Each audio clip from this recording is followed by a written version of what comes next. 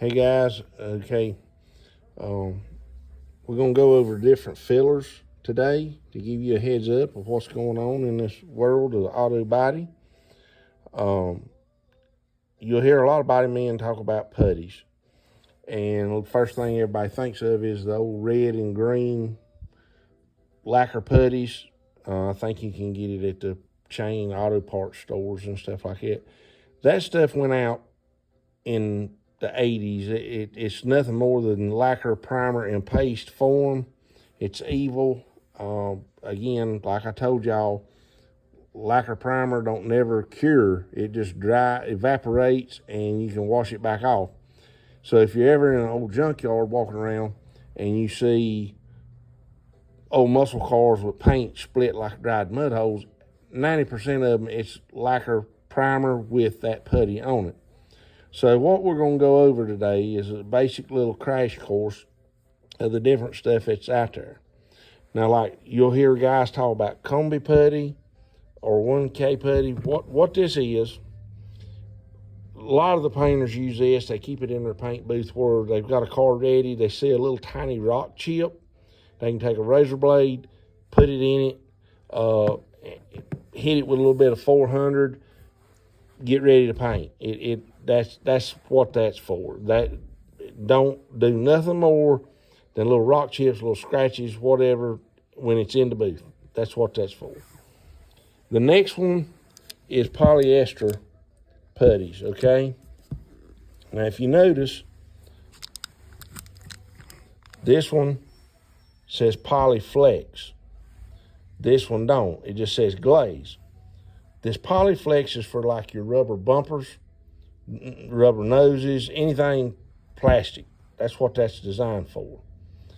This is like what you would use to fill little bitty dings, little bitty scratches, so on. It's a polyester. It mixes just like Bondo.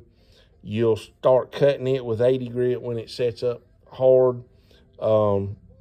This right here, you don't want but a very thin build of this, because if it gets too thick, it's not designed to hold up that way. So remember, you got a flex putty for plastic parts.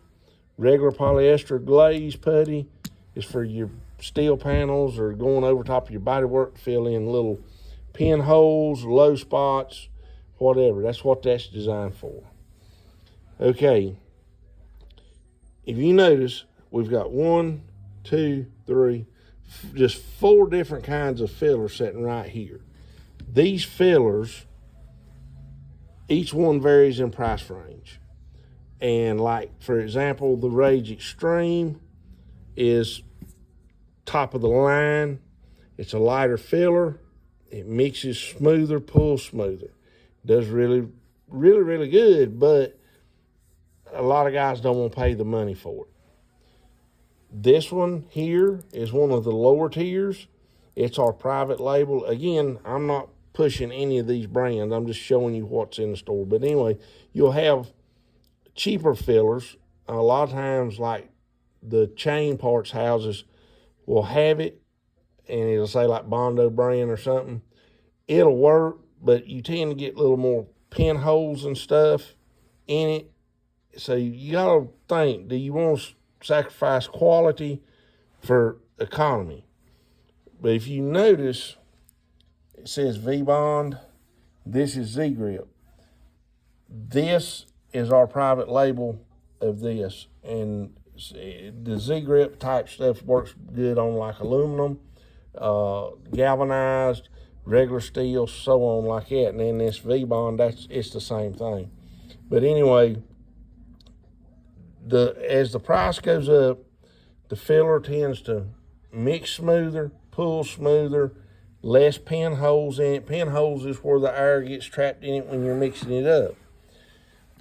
This one here is a step up. It mixes smoother than this.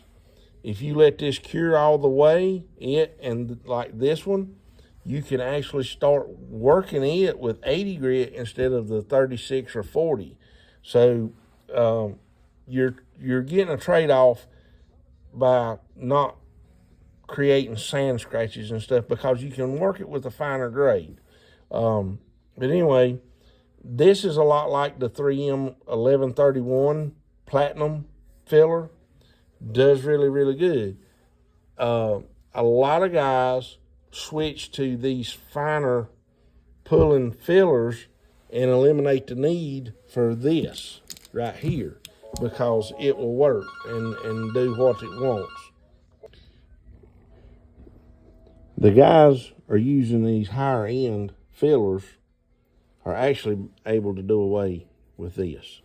So there's a trade-off for the price by not having to buy one of these and one of these.